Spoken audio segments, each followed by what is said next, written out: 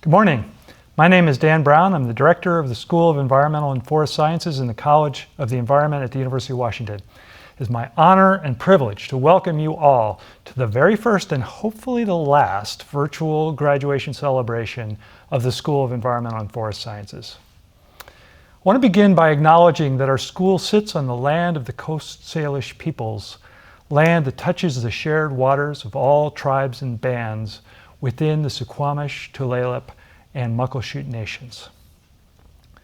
On behalf of all the CEF's faculty and staff, I'm extremely pleased to congratulate you, the class of 2020, and recognize your family and friends who are participating to honor your academic accomplishments.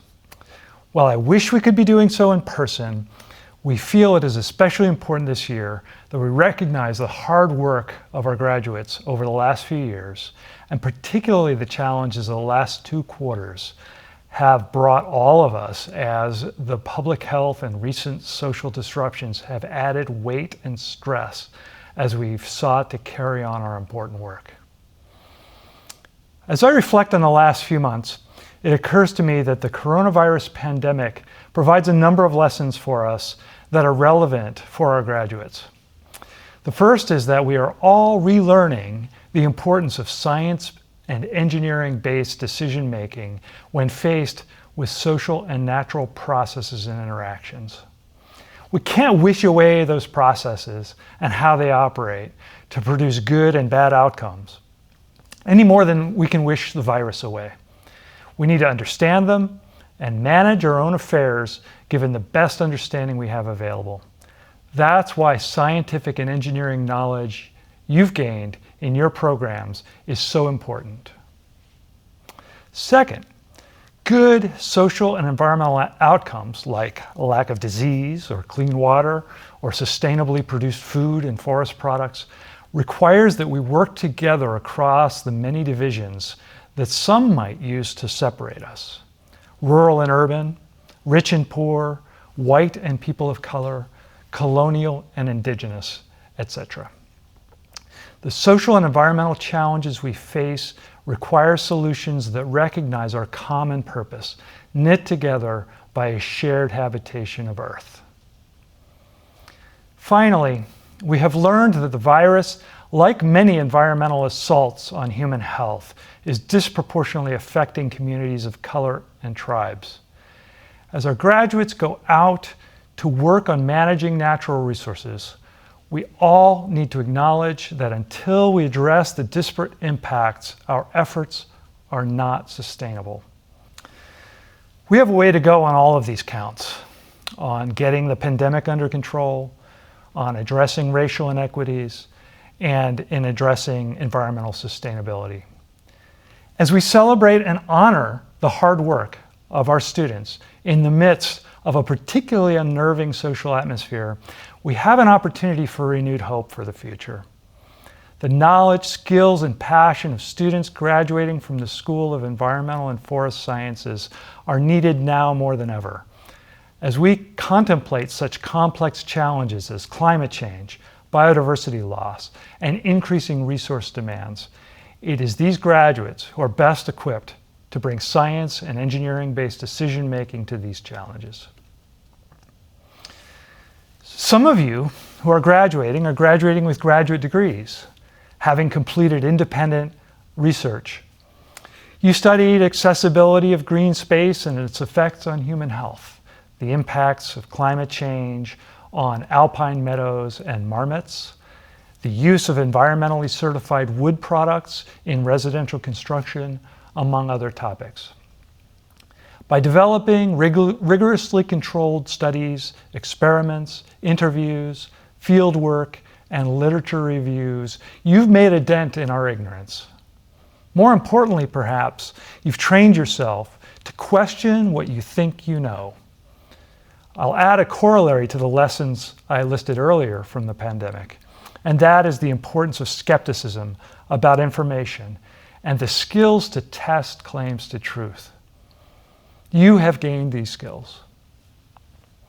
Now, graduates, in the back of your minds at least, you recognize that as much work and coffee and late nights as you've put in, This was an accomplishment that owes no small debt to the people around you and supporting you.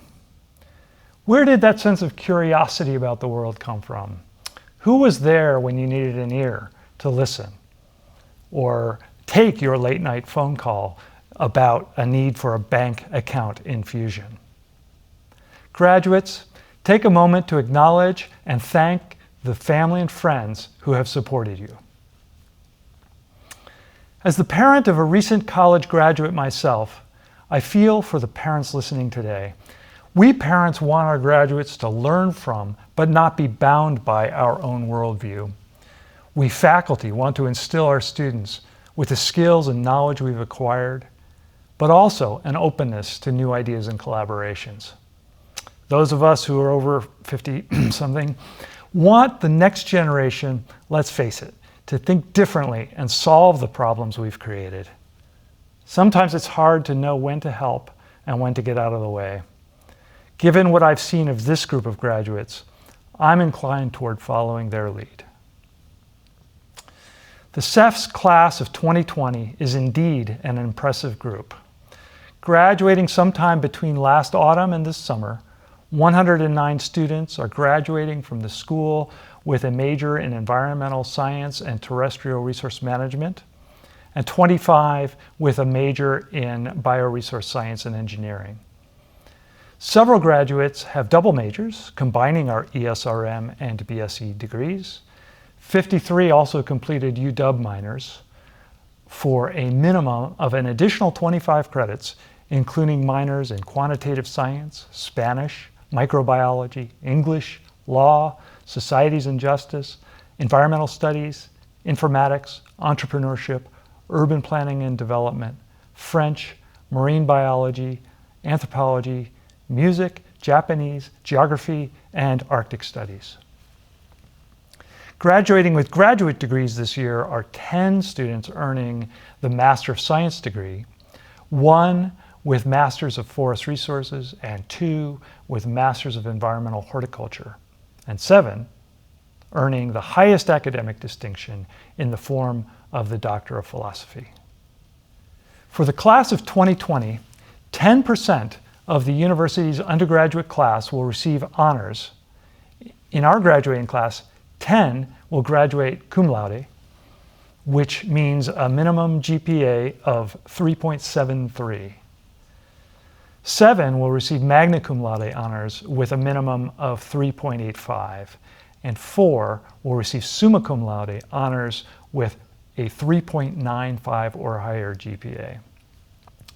We have a school-wide honors program in which students take a more rigorous selection of courses while maintaining at least a 3.5 major GPA, and 15 of our graduates this year achieved this distinction. In addition, we have one student who also received college honors, which is a 4-year UW honors program. We all recognize and congratulate you on your impressive accomplishments. And now I'm thrilled to introduce to you the first dean of the largest college of the environment in the world, Lisa Gromlich, who also happens to be an alumna of our school, for a few remarks. It is my distinct honor to be one of the first to congratulate you on your graduation from the University of Washington. This is indeed an accomplishment for which you should all be proud, and I am sorry that we couldn't be together for this special occasion. It's hard not to be able to celebrate in person. And I know that the path that brought you to today's graduation has been far from direct. The lessons that test us the most as students are often not taught in the classrooms or the lab. They're not assessed in exams. Any typical year of learning is peppered with obstacles, but in the final stages of this year, you have come up against unprecedented complications. The academic journey is not just about grades, it's about learning how to juggle, to prioritize, to sacrifice, and to persevere. To be here today, you have proven that you have those skills, and that adaptability will serve you well.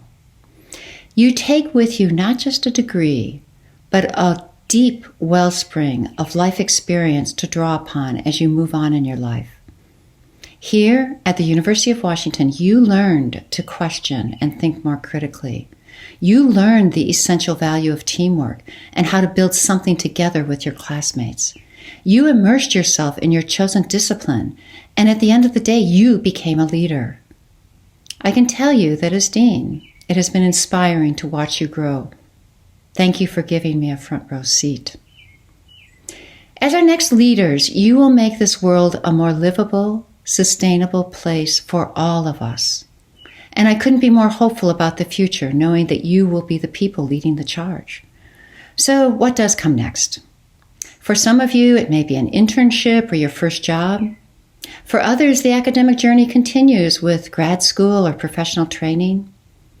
And for some of you, the job hunt is on, and it can be scary out there, particularly now. But one thing I know for sure is that our students are the most employable in the country. You are now equipped with the knowledge, skills, and outlook that employers all over the world need right now. Our graduates have persevered through terrible hard times before, and no doubt they will do so again.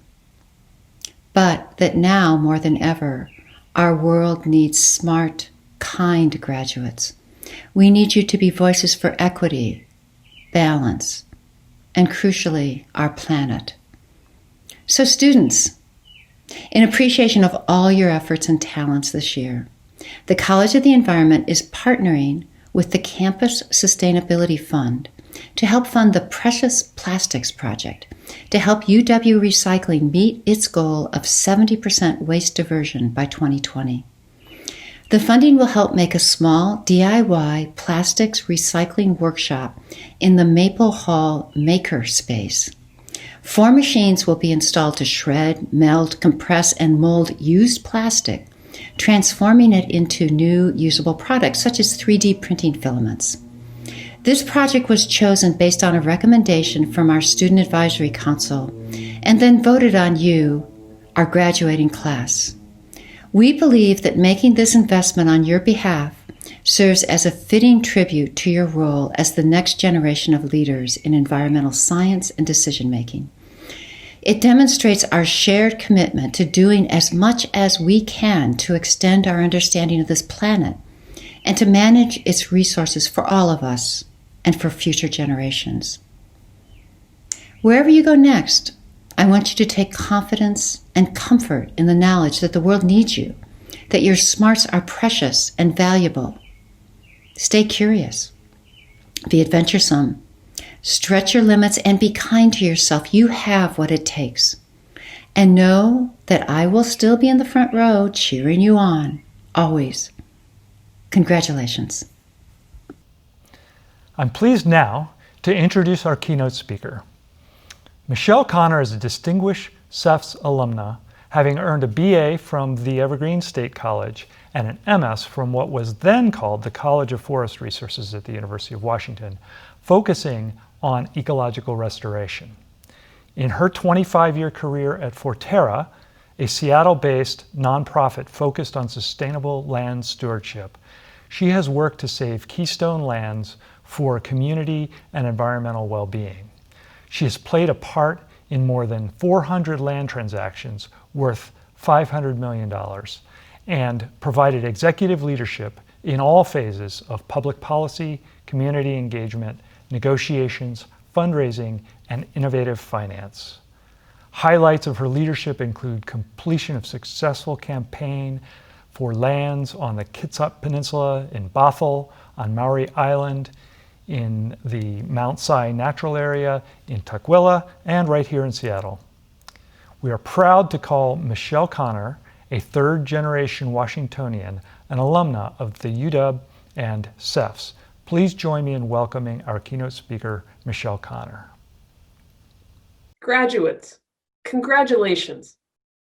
Each of you has faced challenges, trepidations, slogs, for some even tragedies. Yet you stuck with it. Your coursework, test prep, the tests, your research.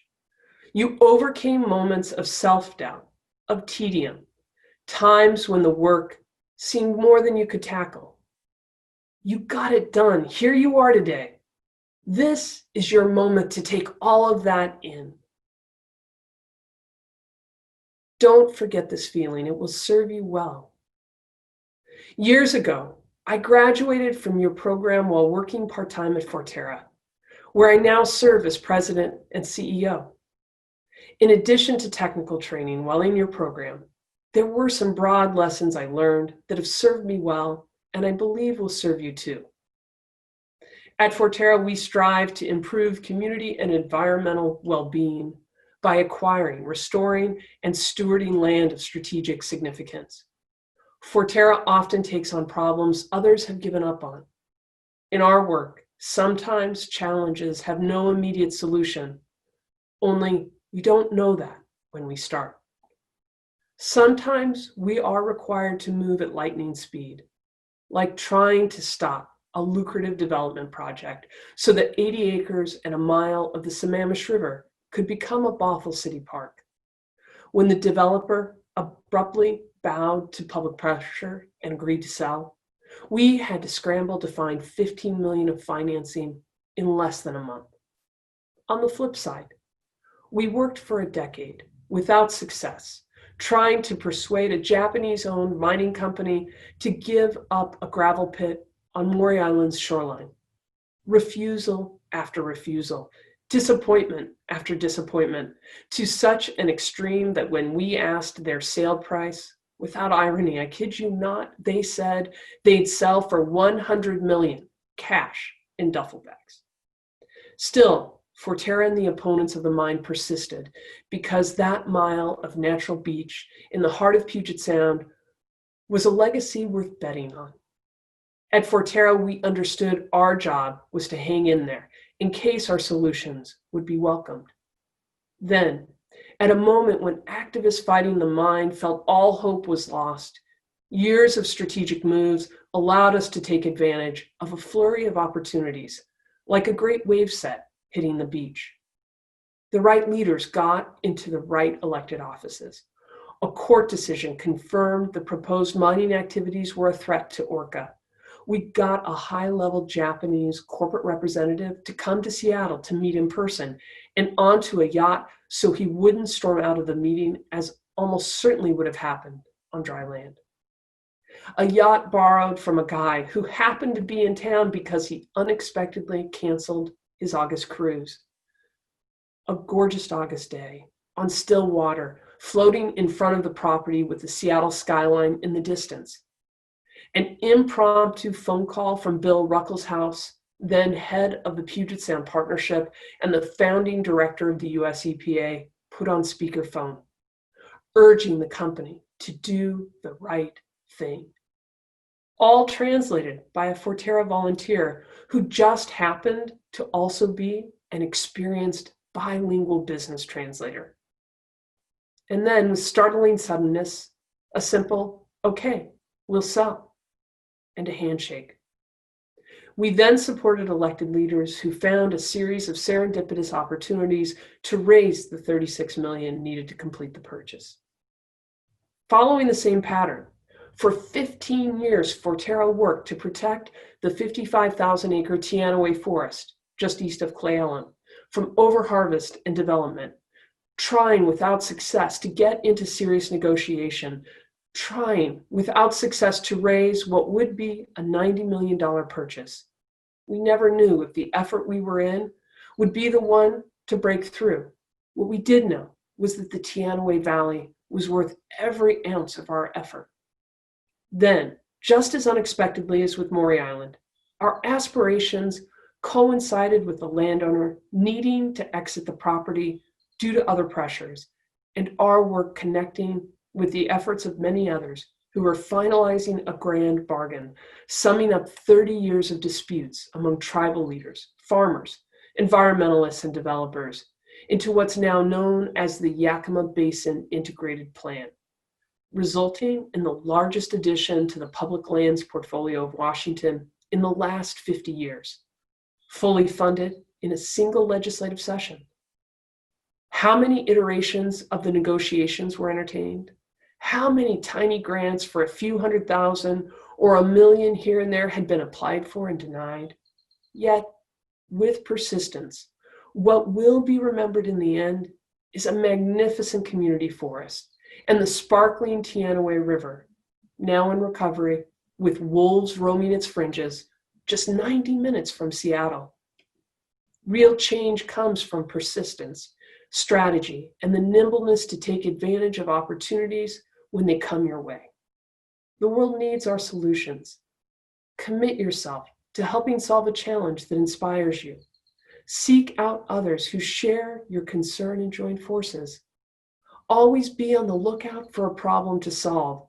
Build networks of allies and friends to work with you, and don't let go until you've made a contribution. Getting there might require swift action or might take a decade, but it's all the sweeter when you see the outcome.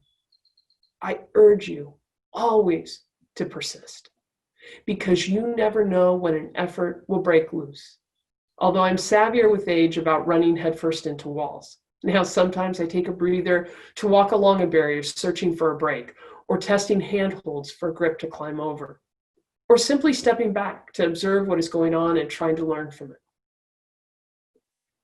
Take away from your academic experience the confidence that you can meet the challenges, uncertainty, monotony, and complexity that life throws at you, which I promise it will again and again.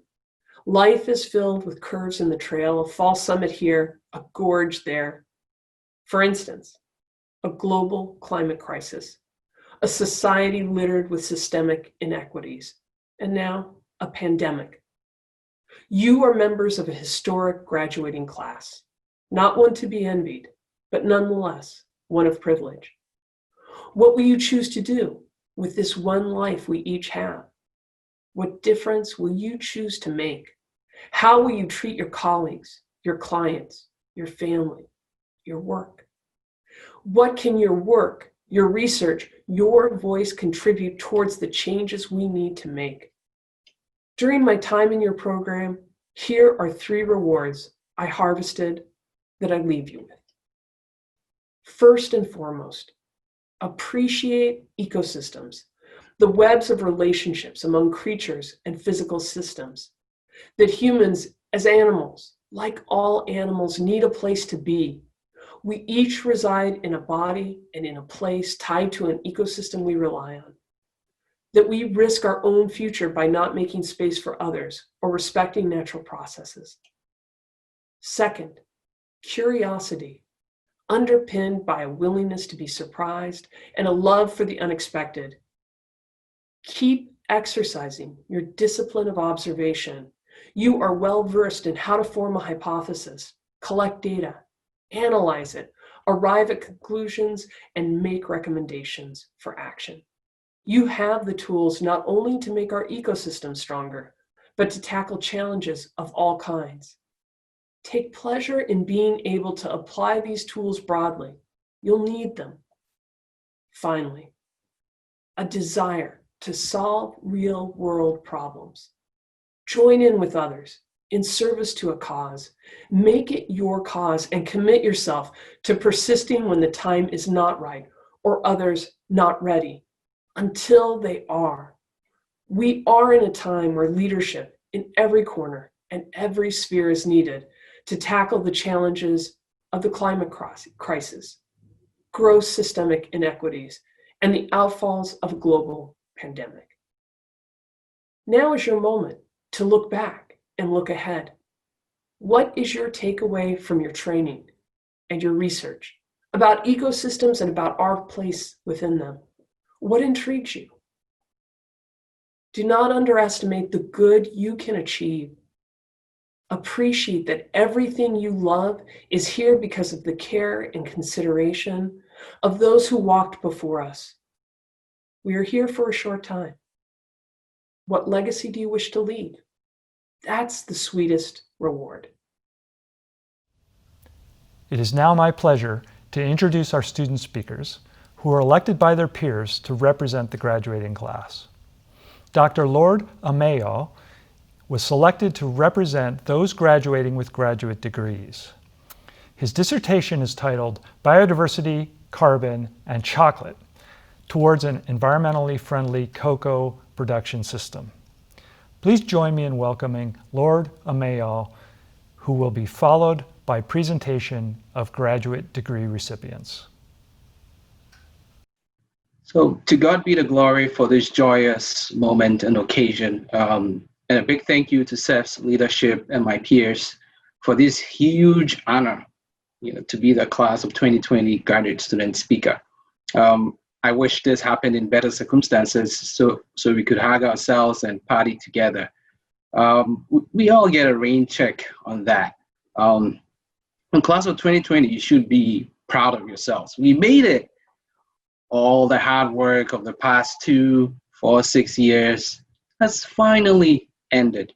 I never thought this day would finally come. The many sleepless, caffeine-intoxicated nights and coursework and field trips and presentations. And for those of us who were in the doctoral program, the qualifying exam and the general exam, oh my God, they all have finally paid off. So I made up this funny joke with our degree titles. So when you're off to do your bachelor's, your BSc, they tell you to better seek counseling. And then during your master's or your MSc, they tell you must seek counseling. Then, when you get to the PhD level, it's like permanent head damage, so you're done. But thankfully, we all have our heads in the right place for this occasion. So last time I checked, I am no Denzel Washington or Steve Harvey. So I kind of struggled a little bit to come up with what to say for this speech. I'm more used to the traditional PowerPoint slides and just go with it.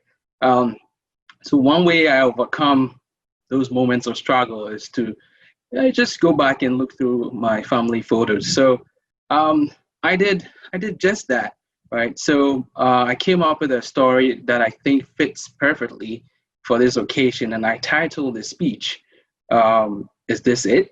So it's a question. All right. So let's go back in early 2016. My wife and I were preparing to welcome our first child into the family. So we sat around, we need to prepare. We sat around a bit and found a fancy looking crib at IKEA. So we saved up a bit and bought it. So we brought it home. And, amidst all the excitement, we almost forgot the part where we need to actually assemble it. Okay, now, just a little background. I come from Ghana, a part of the world where unless you are training or trained to be a carpenter, furniture assembly is never on your to-do list. So I'm used to just buying the fully assembled product and just transporting it home. You just have to find a big enough truck and just haul whatever it is to your home, and that's it. So in short, I hate assembling furniture. Now in this situation, however, I had to conjure some carpentry skills to put my unborn child's crib together. Boy, it turned out to be quite the task. Now, the rails and the boards were the easy part. Then came the drawers and other small parts I just couldn't figure out. Please don't ask me about the manual.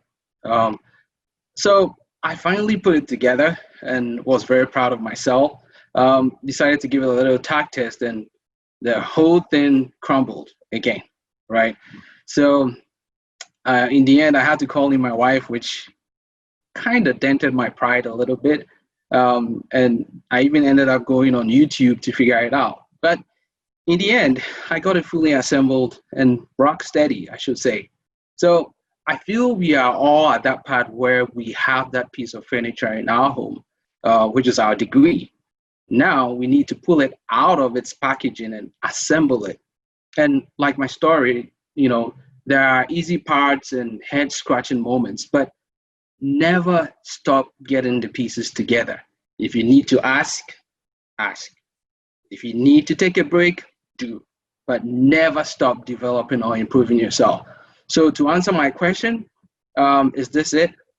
Unfortunately, no. Right? So this is not it. We are not done. Right? So take that extra online course or training, continue to use your hour, read papers, finish up that manuscript, stay connected with your peers, and pray always. I need to emphasize on that. Pray always. And I believe the pieces of your life will come together perfectly. So congratulations again. Stay safe. and God bless you all. Thanks. Lord K. Amaya, Cha Shu Chen, Scott Elliott, Ryan R. Garrison, Jenna Morris, Maya Murphy Williams, Hisham Talal El Husseini, Crystal Guerrero, Jessica Hernandez. Michael McNorville is our elected undergraduate student speaker this year. Michael started at the UW studying cello in the School of Music, then found our ESRM degree. He's graduating with a minor in music and honors in ESRM. His remarks will be followed by presentation of the undergraduate degree recipients. Friends, families, esteemed faculty and staff, and most importantly, my fellow graduates, wherever you're gathered today, I am so deeply humbled and honored to represent the undergraduate class of 2020 in welcoming you to what might go down as the strangest commencement ceremony in the history of the School of Environmental and Forest Sciences. Words cannot possibly do justice to the monumentality of what we have just accomplished here. But even so, I wanted to take the few minutes I've been allotted to reflect on this journey that we've taken together. If you're anything like me, you came to CEFS, our small oasis within the University of Washington, specifically to save the world. In the meantime, though, we were thrust into the throngs of adulthood, many of us learning how to live independently for the first time in our lives. Chronic procrastination in tandem with too many good mountains to hike and mountains of coursework to battle caused sleeping averages to hover around 4 hours on the good nights. We resisted the urge to check Canvas every 3 seconds to see just how badly we bombed that biology test, and we were overcome with giddy joy every time we correctly identified an obscure native Pacific Northwest plant. More seriously, though, in our time here, we have known the most intense of joys and known the most incredible sadness. We have found love and we have found loss. We have succeeded where once we thought we could never succeed, and we have failed where once we had not known failure.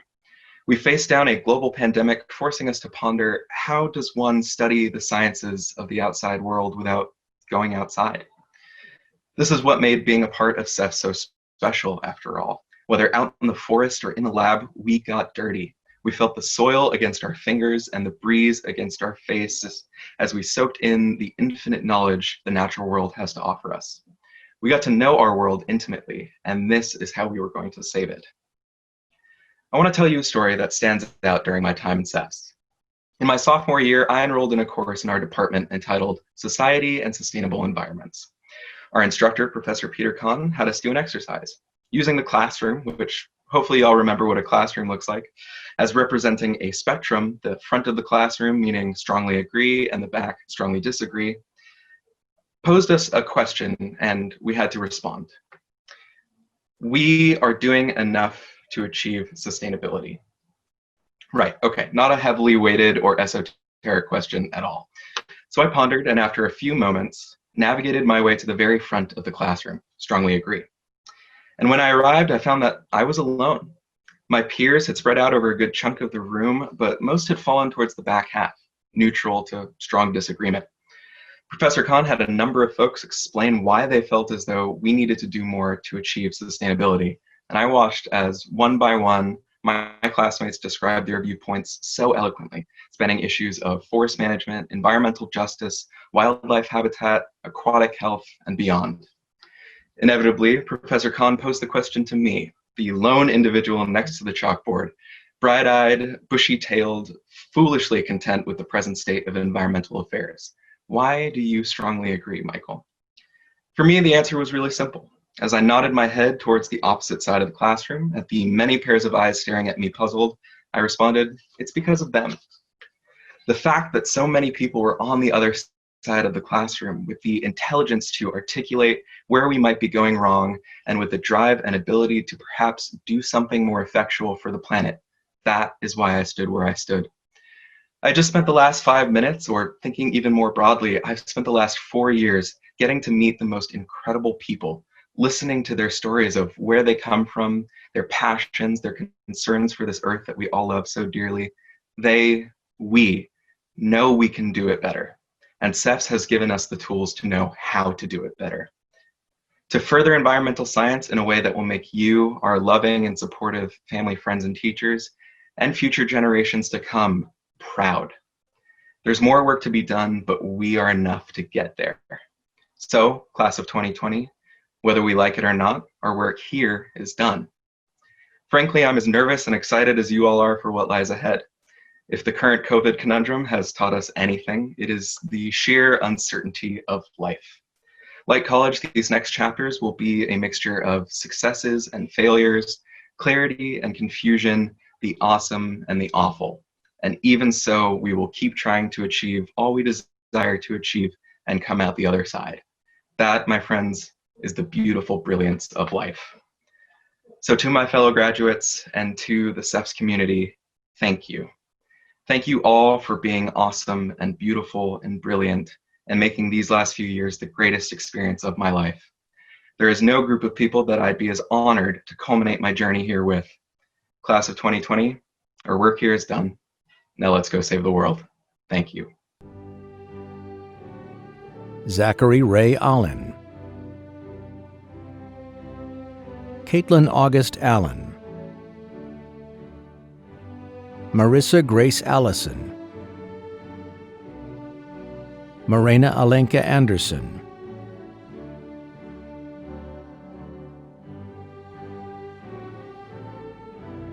Leanna Lynn Axtell, Amanda Bai,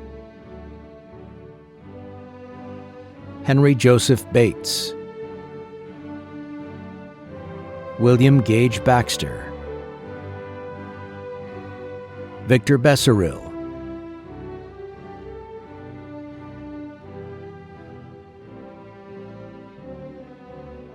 Caitlin R. Busser, Rachel Catherine Campbell,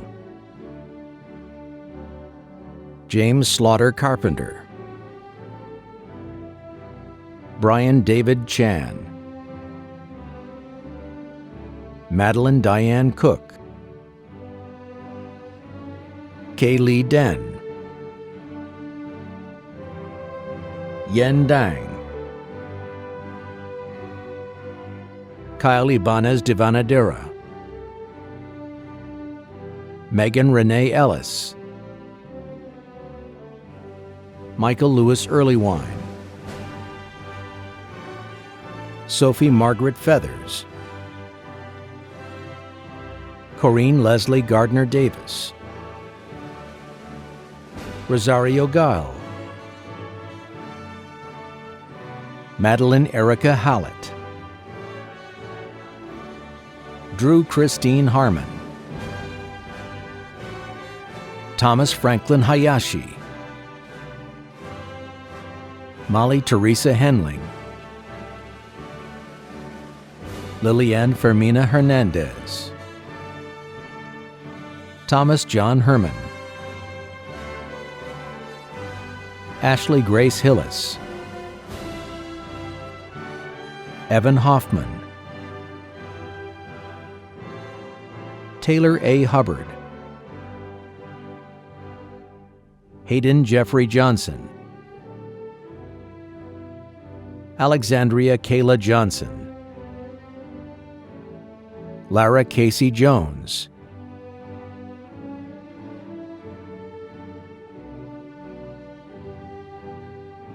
Calvin Jinwoo Kim, Eldon Charles Lessig, Karen Shinwei Liu, Claire Alexandra Lynch, Shauna Ann Marborg, Sarah Elizabeth Kazu Masunaga, Rachel C. May, Michael Anthony McNorval, Catherine Margaret McVeigh, Leah Marie Miller, Jack Meyer Millman, Julia Grace Nagel, Mia Christina Nikonen, Jeremy Daniel Nygaard, Vu Huai Pham, Christopher Ray Randalls, Mimi Reed, Elizabeth Marie Ravilla, Ashton A. Robertson, Iona May Rohan, Amber Brianna Rowland, Hannah Rush, Emma Lee Rutkowski, Atsiri Azyadeth Salazar, Margaret Elizabeth Sainer, Astrid Sana, Adara Nicole Schneider, Titikorn Sekarekia, Joseph P. Cisneros, Gavin Lars Scar, James Joseph Spallino, Anna Coy Turn, Thomas Joshua Weldy, Eric Michael White, Mu Yang Shui, Emilio Dante Garcia, Albert Joseph Muse, Alexandria Lynn Brown, Amy Elizabeth Klingman, Gloria Ozioma Agwu, Brooke Andrea Lilly, Hannah Elizabeth Lindquist, Jackie Cho, William Kuznati,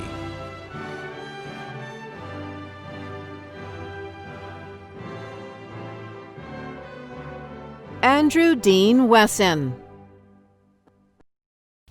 In closing, I say to our new CEFS graduates, as you move on to your next adventure, never lose sight of the passion that drives you to learn and to take on the difficult environmental challenges we face.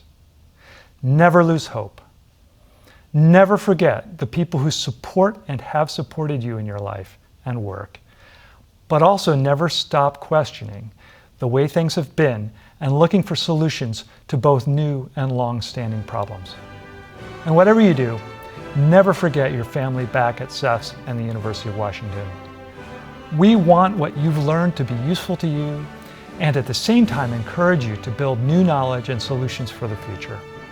I am most pleased and honored to be able to congratulate the graduating class of 2020 and our hope for the future.